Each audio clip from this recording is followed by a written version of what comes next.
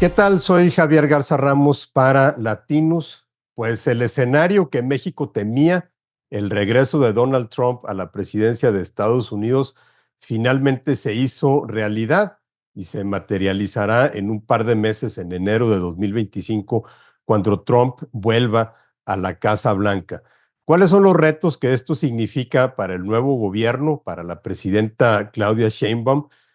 Pues esa es la gran incógnita que tenemos ahora enfrente. Sheinbaum dice que hubo un primer acercamiento cordial con Donald Trump en el que es posible que se hayan evitado las duras palabras que Trump dijo en la campaña sobre México, porque si había un tema que Trump le gustaba sacar para tirarle lo que se llama la carne roja a su base, a sus simpatizantes, para animarlos, para estimularlos, pues México era uno de ellos, ya sea el tema de las drogas o el tema de la migración o el tema comercial. Entonces, la disyuntiva ahora para Sheinbaum es cómo tratar a Donald Trump, porque es muy claro que Claudia Sheinbaum tiene una personalidad muy distinta a la del hoy expresidente López Obrador, quien al parecer se entendió a las mil maravillas con Donald Trump cuando ambos fueron presidentes, aun cuando López Obrador, siendo opositor, le reclamaba con justa razón las posturas antimexicanas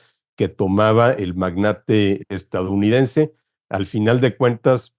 López Obrador accedió a ser, pues casi literalmente el muro fronterizo de Trump, accedió a que México contuviera la migración en territorio mexicano, que Estados Unidos pudiera regresar migrantes a esperar sus solicitudes de asilo a territorio mexicano, creando una serie de crisis humanitarias en las ciudades fronterizas, todo eso a cambio de que el gobierno de Estados Unidos pues mirara a otro lado en los temas en los que avanzaba López Obrador, particularmente en el desmantelamiento de los contrapesos en el sistema político mexicano. Sheinbaum está un poco en la misma disyuntiva. La diferencia es que es un Trump mucho más bravucón, mucho más dispuesto a cumplir lo que había amenazado en campaña. Quizá algunas de las amenazas no las vaya a poder materializar. Por ejemplo, eso de decir que va a imponer aranceles de 25% a todos los productos mexicanos si el gobierno de Sheinbaum no combate a los cárteles del narcotráfico o no frena la migración, pues parece políticamente no solo impráctico, sino también hasta contraproducente, porque a final de cuentas los aranceles lo único que van a provocar será un aumento de precios a los consumidores estadounidenses. Van a tener que pagar más por sus automóviles o sus refrigeradores o sus aparatos electrónicos. Sin embargo, la simple amenaza sí puede servir como un factor para que México termine por repetir la política que siguió López Obrador de contener la migración en México, a cambio también de que Trump y el gobierno de Estados Unidos miren a otro lado en el desmantelamiento de contrapesos. Al final de cuentas, en ese sentido, los gobiernos de Trump y de la 4T se parecen mucho. Ambos han manejado un discurso populista, ambos han socavado la credibilidad de los órganos electorales bajo esta narrativa de que si no gano yo, entonces la elección está amañada. Ambos han colocado o buscan colocar a jueces a modo para que justamente sostengan esta eliminación de contrapesos. Ambos fomentan una narrativa polarizante de nosotros los buenos contra ellos los malos, pero aquí es en donde empiezan las diferencias, porque en esta narrativa de buenos contra malos o de héroes contra villanos, pues para Donald Trump uno de los villanos es justamente México.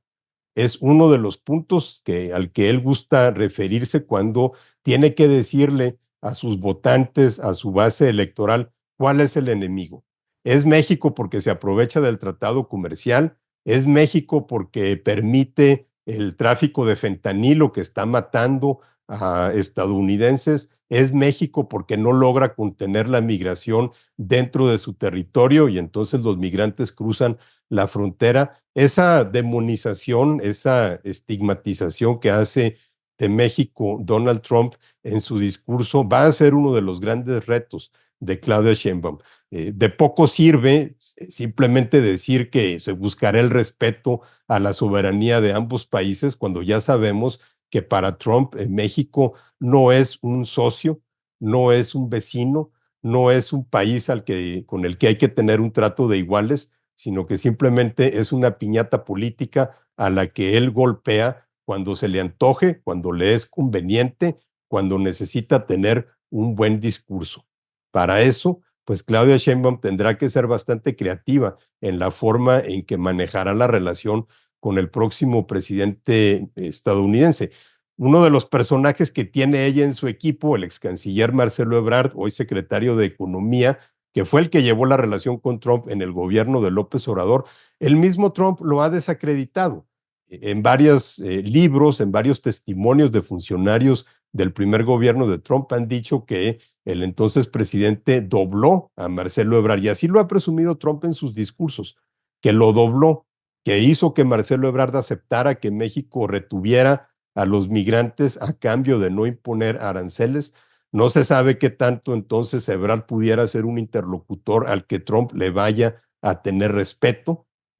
El actual canciller Juan Ramón de la Fuente no se ha aprobado todavía en este terreno, así que entramos en una época de mucha incertidumbre sobre cómo será la principal relación bilateral de México a partir del próximo año.